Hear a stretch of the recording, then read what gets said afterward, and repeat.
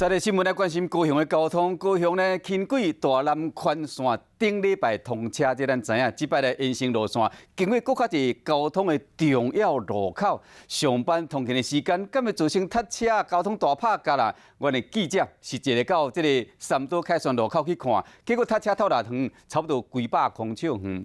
这个因过车流量本来就真大，即摆因为轻轨通行了，路口塞了搁较严重。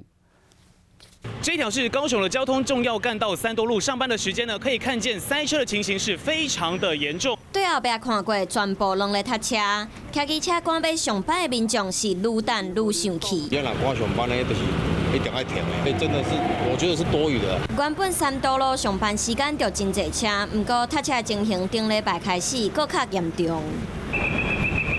二高徛伫路口指挥，互列车先行。高雄轻轨大南环顶礼拜通车，除了增加枪顶，互等红灯时间变长，路口的灯号嘛无连贯，加青灯后壁搁来红灯，互规个交通大拍夹。